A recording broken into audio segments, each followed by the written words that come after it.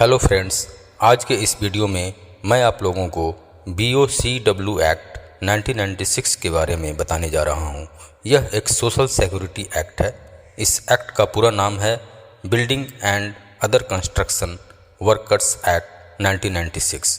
इसे regulation of employment and condition of service act 1996 भी कहा जाता है। कंस्ट्रक्शन क्षेत्र में काम करने वाले वर्कर्स की सोशल सिक्योरिटी तथा वेलफेयर के उद्देश्य से यह एक्ट 1 मार्च 1996 को शुरू किया गया। यह पूरे देश के लिए एप्लीकेबल है। यह एक्ट कंस्ट्रक्शन लाइन से जुड़े उन सभी एस्टेब्लिशमेंट पर एप्लीकेबल है जिन्होंने लास्ट 12 मंथ्स के दौरान किसी भी दिन या उससे ज़्यादा मिनिमम 10 या उससे ज़्यादा बिल्डिंग वर्कर्स को बिल्डिंग या किसी कंस्ट्रक्शन वर्क के लिए यूज किया है। बिल्डिंग वर्कर्स के अंतर्गत बिल्डिंग या कंस्ट्रक्शन वर्क में शामिल skilled, semi skilled, unskilled, supervisor तथा क्लर्क आते हैं, परंतु इसमें मैनेजरियल और एडमिनिस्ट्रेटिव पोस्ट के लोग शामिल नहीं हैं। इस एक्ट के तहत एम्प्लॉयर को अपने यहाँ काम कर रहे बिल्डिंग वर्कर्स का रजिस्ट्रेशन करवाना पड़ता है। इसके लिए उनकी एज 18 ईयर्स से अधिक तथा 60 ईयर्स से कम होनी चाहिए।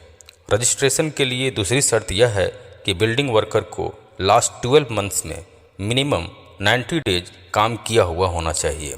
रजिस्ट्रेशन होने के बाद बिल्डिंग वर्कर को बेनिफिशियरी कहते हैं। यदि किसी कारणवश रजिस्ट्रेशन कैंसिल हो जाता है तो फिर से रजिस्ट्रेशन के लिए अपील कैंसिलेशन के 30 दिनों के अंदर कर देना चाहिए। बेनिफिशियरी के रूप में रजिस्ट्रेशन तब सीज हो जाता है जब व्यक्ति 60 ईयर्स का हो जाए। यह रजिस्ट्रेशन उस समय भी कैंसिल हो जाता है जब कोई वर्कर लास्ट 1 ईयर में 90 डेज से कम काम पर रहा हो, परंतु यदि वर्कर ड्यूटी के दौरान इंजरी के कारण एब्सेंट रहा हो तो उन दिनों को 90 दिनों में काउंट नहीं किया जाता है। इस एक्ट के तहत सारे बेनिफिशियरीज को फिक्स्ड स्पेसिफाइड रेट से मंथली कंट्रीब्यूट करना पड़ता है। यह कंट्रीब्यूशन तब तक करना पड़ता है जब तक उनकी एज 60 ईयर्स न हो जाए, परंतु कुछ स्पेशल केस में बोर्ड मैक्सिमम 3 मंथ्स के ड्यू कंट्रीब्यूशन को एक बार में माफ़ कर सकता है। यदि कोई बिल्डिंग वर्कर अपने मंथली कंट्रीब्यूशन को 1 ईयर या उससे अधिक समय तक डिपॉजिट नहीं करता है तो उसकी रजिस्ट्रेशन कैंसिल कर दी जाती है। लेकिन यदि secretary of the board contribution नहीं करने की वजहों से सेटिस्फाइड हो जाता है तो वह अलाउ कर सकता है कि बिल्डिंग वर्कर अपने सारे ड्यू कंट्रीब्यूशन को एक साथ डिपॉजिट कर दे, तब उसकी रजिस्ट्रेशन कैंसिल नहीं होती है। यह एक्ट बहुत सारे बेनिफिट्स प्रोवाइड करता है, जैसे बिल्डिंग वर्कर के एक्सीडेंट के केस में इमीडिएट फाइनेंशियल असिस्टेंस प्रोवाइड करता है। 60 ईयर्स कंप्लीट हो जाने के बाद पेंशन प्रोवाइड करता है। घर के कंस्ट्रक्शन के लिए लोन तथा एडवांस प्रोवाइड करता है। बिल्डिंग वर्कर के बच्चों के एजुकेशन के लिए फाइनेंशियल असिस्टेंस प्रोवाइड करता है। बिल्डिंग वर्कर तथा उसके डिपेंडेंट्स के गंभीर बीमारी से ग्रस्त हो जाने पर मेडिकल एक्सपेंसेस के लिए फंड प्रोवाइड करता है और फीमेल बिल्डिंग वर्कर को मैटरनिटी बेनिफिट प्रोवाइड करता है। यह एक्ट बहुत सारे वेलफेयर मेजर्स प्रोवाइड करता है। ओवर टाइम वर्क के लिए यह एक्ट सुनिश्चित करता है कि wages ordinary rate of wages से डबल हो। ऑर्डिनरी रेट ऑफ वेजेज का मतलब बेसिक पे विथ अलाउंसेस से है, परंतु इसमें बोनस शामिल नहीं है। यह एक्ट यह भी सुनिश्चित करता है कि किसी डीफ पर्सन या किसी डिफेक्टिव विजन के व्यक्ति या किसी व्यक्ति को जिसे चक्कर आता हो को बिल्डिंग या कंस्ट्रक्शन वर्क में ऐसे ही जगहों पर काम पर नहीं लगाया जा सकता जहां एक्सीडेंट होने की पॉसिबिलिटीज हों। इस एक्ट के तहत एम्प्लॉयर को ड्रिंकिंग वाटर टैप की व्यवस्था तथा रखरखाव सफिशिएंट मात्रा में वर्किंग एरिया में करवाना चाहिए, जिसे सभी बिल्डिंग वर्कर इजीली एक्सेस कर सकें। ऐसे जगहों को ड्रिंकिंग वाटर टैग से मार्क कर देना चाहिए, जिसकी भाषा ऐसी होनी चाहिए जिसे मेजॉरिटी ऑफ बिल्डिंग वर्कर समझते हों, परंतु ये ड्रिंकिंग वाटर पॉइंट किसी वॉशिंग प्लेस या यूरिनल या टॉयलेट से 6 मीटर से कम डिस्टेंस पर नहीं होना चाहिए। इस एक्ट के तहत सफिशिएंट टॉयलेट्स तथा यूरिनल एकोमोडेशन की व्यवस्था होनी चाहिए, जिसे सभी बिल्डिंग वर्कर हमेशा एक्सेस कर सकें।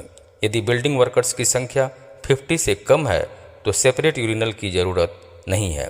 यदि टॉयलेट के साथ water borne sewage system connected है तब भी सेपरेट यूरिनल की ज़रूरत नहीं है।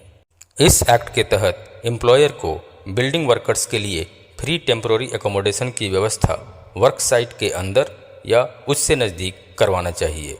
टेम्पररी एकोमोडेशन में सेपरेट कुकिंग प्लेस, बाथरूम तथा वॉशिंग की व्यवस्था होनी चाहिए। यदि फीमेल बिल्डिंग वर्कर्स की संख्या 50 से अधिक है तब उनके 6 ईयर्स से छोटे बच्चों के लिए क्रेच की व्यवस्था होनी चाहिए। इसके अंतर्गत सभी रूम्स में एकोमोडेशन, लाइटिंग और वेंटिलेशन की अच्छी व्यवस्था होनी चाहिए। इसके अलावे एम्प्लॉयर द्वारा कंस्ट्रक्शन वर्क साइट पर फर्स्ट एड फैसिलिटी को प्रोवाइड करवाना चाहिए। यदि बिल्डिंग वर्कर्स की संख्या 250 या उससे अधिक है तो एम्प्लॉयर को कैंटीन की फैसिलिटी प्रोवाइड करवानी चाहिए। यदि बिल्डिंग वर्कर्स की संख्या 500 या उससे अधिक है तब एम्प्लॉयर को एक सेफ्टी कमेटी का गठन करना चाहिए। इस सेफ्टी कमेटी में एम्प्लॉयर तथा बिल्डिंग वर्कर्स दोनों का प्रतिनिधित्व होना चाहिए, परंतु किसी भी केस में बिल्डिंग वर्कर्स के रिप्रेजेंटेटिव्स की संख्या एम्प्लॉयर के रिप्रेजेंटेटिव्स से कम नहीं होना चाहिए। यदि वर्क साइट पर एक्सीडेंट के कारण डेथ हो जाती है या कोई व्यक्ति इतना इंजर्ड हो जाता है कि वह अगले 48 आवर्स तक ड्यूटी ज्वाइन नहीं कर सकता तो एम्प्लॉयर को इससे संबंधित नोटिस अथॉरिटी को भेज देनी चाहिए। नोटिस मिलने के बाद अथॉरिटी चाहे तो इसकी इंक्वायरी करवा सकता है, परंतु यदि इस केस में 5 या उससे अधिक लोगों की डेथ हो जाती है तब अथॉरिटी को नोटिस मिलने के 1 महीने के अंदर इंक्वायरी कर लेनी चाहिए। एम्प्लॉयर को किसी भी बिल्डिंग या कंस्ट्रक्शन वर्क को शुरू करने से कम 30 दिन पहले स्टेट या सेंट्रल गवर्नमेंट द्वारा नियोजित उस एरिया के इंस्पेक्टर को रिटन नोटिस भेजना पड़ता है। ऐसा नहीं करने पर अधिकतम 3 मंथ्स का कारावास या मैक्सिमम 2000 रुपीज़ का फाइन या दोनों दिया जा सकता है। कंस्ट्रक्शन साइट पर सेफ्टी मेजर्स को फॉलो नहीं करने पर भी मैक्सिमम 3 मंथ्स का कारावास या 2000 रुपीज़ तक का फाइन या दोनों का प्रावधान है, परंतु सेफ्टी मेजर्स को कंटिन्यूअस फॉलो नहीं करने के केस में additional maximum 100 rupees per day charge किया जा सकता है। परंतु यदि किसी खास व्यक्ति ने सेफ्टी मेजर्स को फॉलो नहीं किया है तो उसे मैक्सिमम 6 मंथ के कारावास या मिनिमम 500 रुपीज़ फाइन तथा मैक्सिमम 2000 रुपीज़ फाइन का प्रावधान है। यदि इंस्पेक्टर के काम में बाधा पहुंचाई जाती है तो मैक्सिमम 3 मंथ्स का कारावास या 1000 रुपीज़ तक का फाइन का प्रावधान है।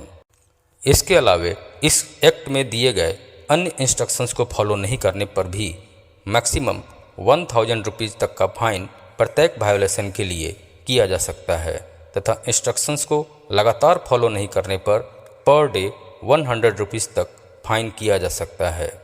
आई थिंक BOCW एक्ट आप लोगों को पूरी तरह से समझ में आ गया होगा। यदि कोई कन्फ्यूजन है तो आप लोग कमेंट सेक्शन में कमेंट कर सकते हैं। Thank you very much for watching this video.